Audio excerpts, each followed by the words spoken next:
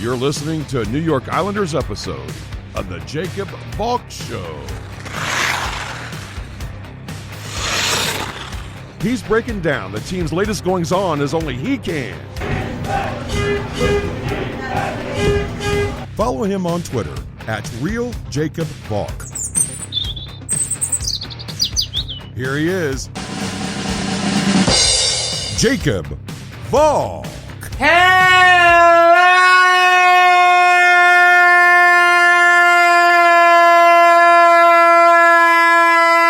Islanders fans! Welcome to another New York Islanders episode of the Jacob Valk Show. I am Jacob Valk, and really not much has changed since I last spoke to you about my favorite hockey team. They're still on the outside looking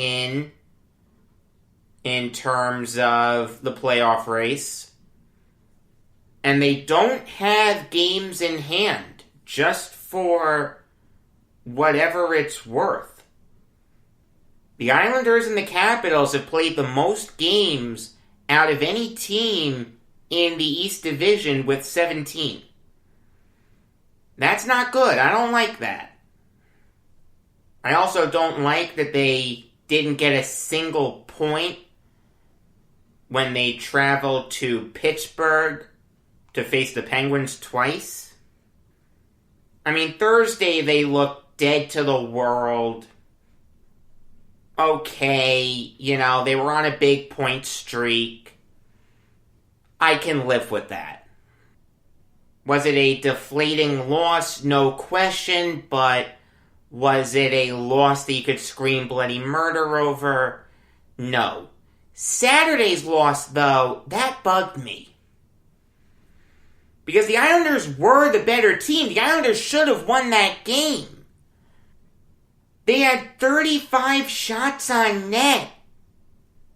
The Penguins only had 18. The Islanders had 53 hits. The Penguins only had 30. The Islanders won 60.5% of the face-offs. 32-21. The Islanders should have won that game, even discounting the stats. Just watching the game, you could tell they were the better team. I thought they did a great job peppering Jari. I thought their forecheck was great. They weren't letting the Penguins get comfortable. I don't know how they lost that game. You want to tell me the Penguins were motivated because it was Crosby's 1,000th game? Okay, fine, but that doesn't excuse the fact that the Islanders were the better team and they still lost. That just bugs me. And again, in this shortened season, every point matters. You can't leave any points on the table. I mean, who are the Islanders? That's what I want to know. Is this team a great team that can go on a real Stanley Cup run? Or is this a bad team that's going to be lucky to make the playoffs? The answer is probably somewhere in between. I mean, they're 8-6-3. They've scored 41 goals, but they've given up 41. One game they're up, one game they're down. They're a maddeningly inconsistent team. I mean, I said this to my buddy Nick the other day. I think the Islanders are a good team. I think they could steal a round in the playoffs. But after that, forget about it. I don't see this team going back to the conference finals. I mean, the issues are still the same. They still need to sort out the third line. If they had a consistent third line, guys who you could put out there for 17 minutes a game, and you can count on them to score, this team would be a lot better. But they just keep shuffling guys in and out of that line. Bellows was terrible his last game with the team. You're not going to see him for a while. DeCall is on IR. Komarov got sent down again. You'll probably see him again before the week is out. Somehow they've kept Oliver Wahlstrom on the third line right wing. Somehow he's survived. I don't know how. Wahlstrom really hasn't impressed me a lot. I'm not saying he's terrible, but be honest, when he's been out there on the ice, you haven't noticed him. You need to go out of your way to watch him. I mean, honestly, if not for J.G. Pageau, that third line would be an embarrassment to the sport. He's the only guy who's keeping that line afloat. He is fantastic. He is everything the Islanders could have hoped he'd be. Now, Austin Czarnik is going to come back up. So he's going to get a chance to be on the wing on that third line. Great. Fantastic. In Czarnik's one game this year against the Flyers on January 31st, I thought he was really good. I thought he played a really good game. Made some really smart defensive plays. Seemed to have a good feel for the game. I liked him. Let's see what he can do. Let's give Czarnik some run. I mean, I know it's a small sample size, but I feel like at this very moment, I'd be okay with Czarnik as the third line left winger. I really don't have a problem with that.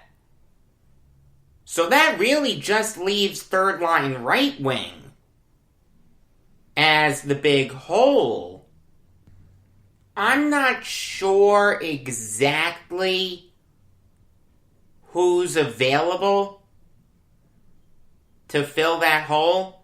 The only thing I'll say is Elliot Friedman said on Hockey Night in Canada on Saturday that the Nashville Predators only have 3 untouchables.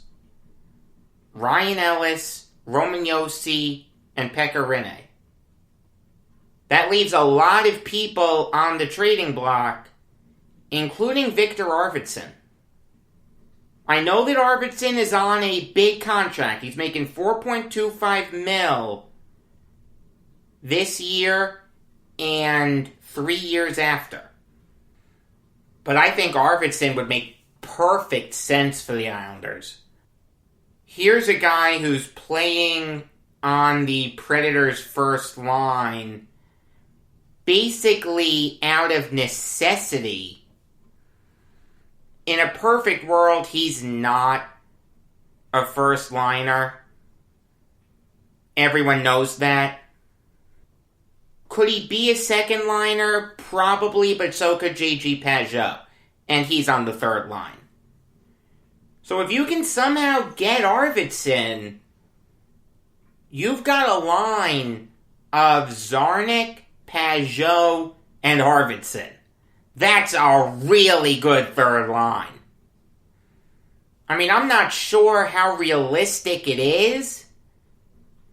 I don't know what the Islanders would need to give up. I don't know if they can fit him in under the cap. But I think Victor Arvidsson would make perfect sense for the Islanders. And let me just say, I have no problem waiting until the trade deadline gets a little closer to make a move. By then, more names will become available.